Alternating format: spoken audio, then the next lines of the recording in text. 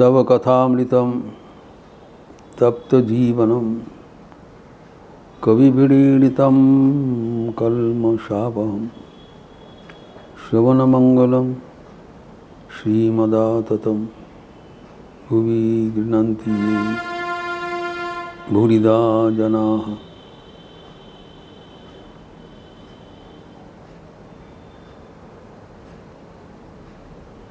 भगवान श्री रामकृष्ण के साथ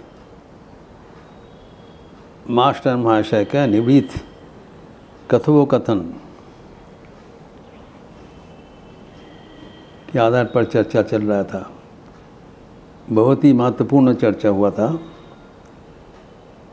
श्यामपुकुर वाटी में दिनांक 18 अक्टूबर 1885। यहाँ पर लक्षणीय कि भगवान श्री रामकृष्ण पीड़ित थे। चिकित्सार्थ कोलकाता में उनको लाया गया है एवं मास्टर महाशय उनके अंतरंग सेवक है। वो उनके लिए उनके जो निर्दिष्ट चिकित्सक डॉक्टर महेंद्र लाल सरकार जो होम्योपैथिक चिकित्सा कर रहे थे उनके गले के कैंसर के लिए, उनसे दवा लेके एवं उनके बीमारी का खबर उनको पहुंचा देते थे। एवं इसी अवसर पर ठाकुर के साथ आध्यात्मिक वार्ता जो चल रहा था उसी का अंश हम लोग कई दिन चर्चा किया था। भगवद गीता के आधार पर कर्मयोग किसको कहलाता है,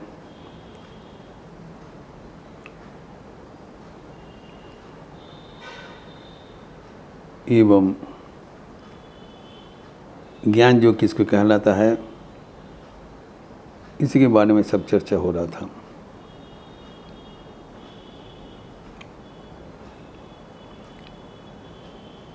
अभी बात करते करते दोपहर हो गया। भगवान श्री रामकृष्ण थोड़ा पहले ही भोजन कर लेते थे।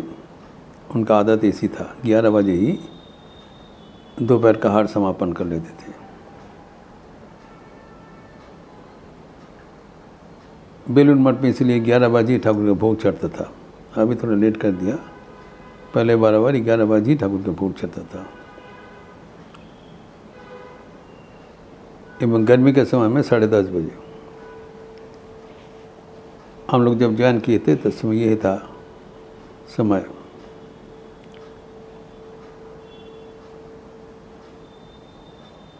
अभी भगवान का भोजन हो गया। यहाँ पर एक निवृत्त विवरण दिया गया है कि भगवान भोजन के बाद पान खा रहे थे। इसके बारे में हिंदी के अनुवाद में बिल्कुल उन लोग डिलीट कर दिया, और जबकि अंग्रेजी में कहा दिया था Shri Ramakrishna was chewing betel leaf. लेकिन इसके बाद जो ओरिजिनल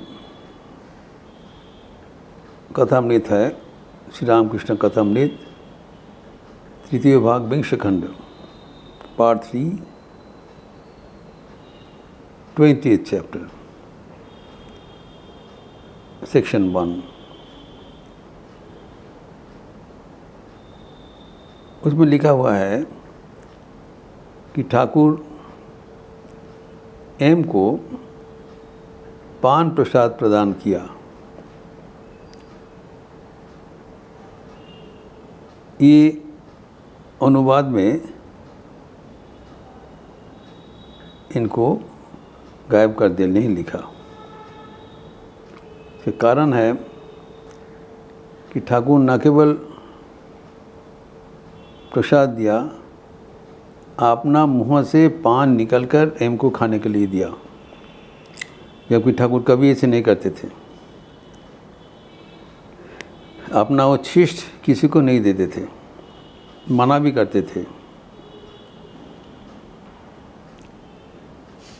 एवं दूसरे का तो छिष्ट खाने का बात ही नहीं है। उनका जो भोजन बनने के बाद अगर अग्रभाग किसी को दिया जाए तो उच्छिष्ट हो जाता है, इसलिए कभी नहीं लिया। एवं उन्होंने कहा था, अगर कभी हमारा लिए पका हुआ भोजन से अग्रभाग किसी को दिया जाएगा तब ये शरीर नहीं रहेगा। उनके देव शरीर है, ये हमें समझना पड़ेगा। अवतार का शरीर साधारण शरीर नहीं होता है। इसकी चर्चा इस बार इस प्रसंग में आएगा, तो हमें समझना पड़ेगा कि अवतार कोई साधारण मानव नहीं है, यद्यपि उनके साधारण मानव को जैसे दिखाई पड़ता है। तो अग्रभाग किसी को चढ़ा देने से बस उच्छिष्ट हो जाएगा, भगवान का नहीं चलेगा। एक बार आप जानते हैं हुआ था कि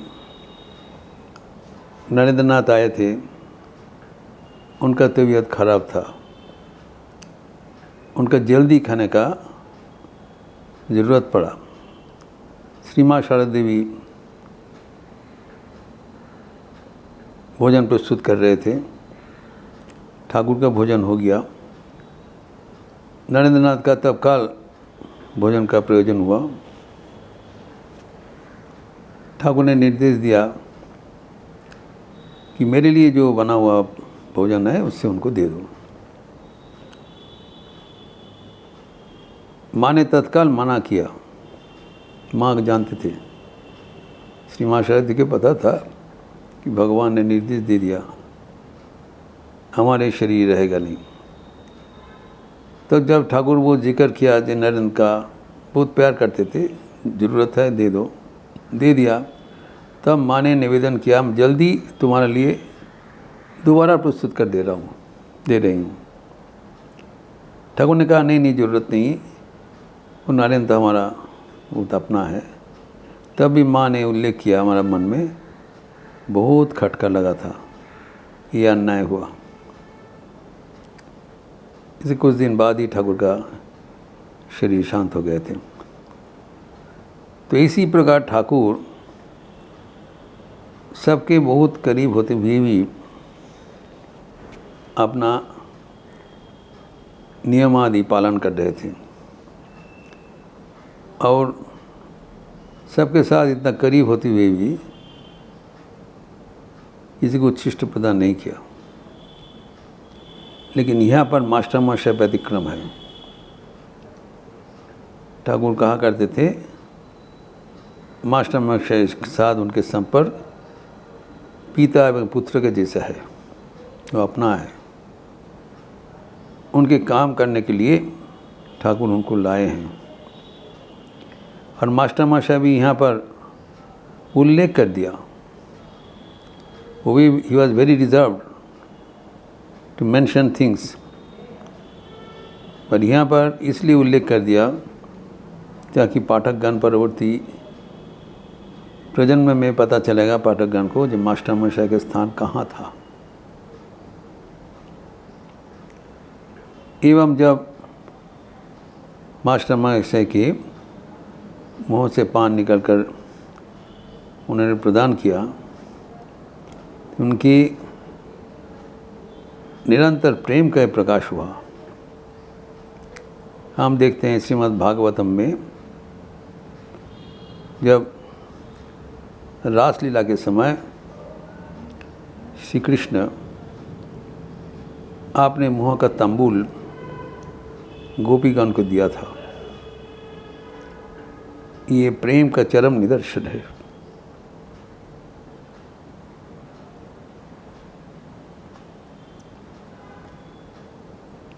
जहाँ पर अभिन्न आत्मा हो जाता है।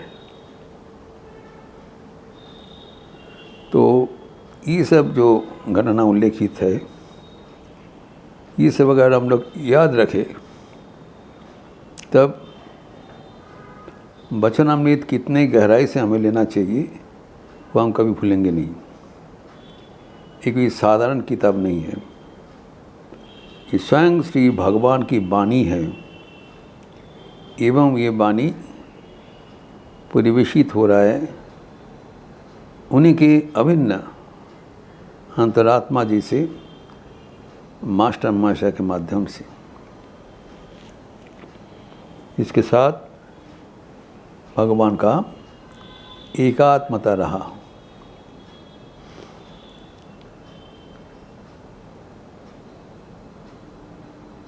अनुवादकगण जो शैली बजाय रखने के लिए, जो भद्रता का शैली होता है, किसी को उच्छिष्ट नहीं दिया जाना चाहिए, तो ये सब अंश उन्होंने डिलीट कर दिया। लेकिन अनुवाद साहित्य में ये नहीं होना चाहिए। खैर, हम लोग का बड़ा सौभाग्य है कि ओरिजिनल बांग्ला में ये सब लिपिबद्ध है एवं वो परवर्ती काल में हमारा पास गोचर में आ जा रहा है। भगवान ही प्रकाश कर दे रहे हैं। तब यहाँ पर मास्टर महाशय के साथ ठाकुर के बातचीत हो रहा है कि एक दिन पहले मास्टर महाशय कोलकाता गए थे डॉक्टर महेंद्र लाल सरकार से मुलाकात करने के लिए। ठाकुर के जो बीमारी के बारे में खबर देने के लिए गया था एवं वहाँ पर वो क्या हुआ, वो मास्टर महाशय ठाकुर का निवेदन किया एवं ठाकुर साग्रह साकार वो सुनने के लिए चाहा, क्योंकि ये जो प्रसंग हुआ था वो भी बहुत रोचक है। मास्टर महाशय ने बताया कि हम जब गए तब मुझसे उनके अनेक किताब था, वो तब थे ना, किताब एक उठा के पढ़ना चालू किया, सर हम्फ्री डेवी का एक किताब, वो किताब का कुछ अंश हम पढ़ के सुनाया। तो ठाकुर ने बहुत आग्रह सहकार सुनने चाहा, क्या क्या सुनाया बताओ तो। वो बहुत ही रोचक है, उसका विस्तार हम अगले दिन करेंगे। ओम शांति शांति शांति। हरि ओम तत्सत। श्री राम कृष्णार्पणमस्तु। आज रविवार का अवसर है, सुबह से जप यज्ञ चल रहा है। आप लोग ज़रूर अपने अपने निर्धारित समय पर विश्वव्यापी जप यज्ञ में शामिल होंगे एवं सबके साथ आध्यात्मिक योग सूत्र से संयुक्त रहेंगे। 10 बजे the gospel of Shri Ramakrishna के प्रवचन है, मेरा ही प्रवचन रहेगा एवं अपराह्न में 5 बजे युवाओं के लिए व्यक्तित्व के विकास के आधार पर भारतीय व्याख्यान lectures from Colombo to Almora by Swami Vivekananda चर्चा होगा। निर्देशित ध्यान, स्वामी जी स्तुति वगैरह किया जाएगा युवाओं के लिए विशेषतः, यदि भी उसमें सभी स्वागत है। संध्या आरती के उपरांत सामूहिक भजन लिपि दिया जाएगा। आप सबका स्वागत है। अच्छा रहिए, स्वस्थ रहिए, आनंद में रहिए। नमस्कार।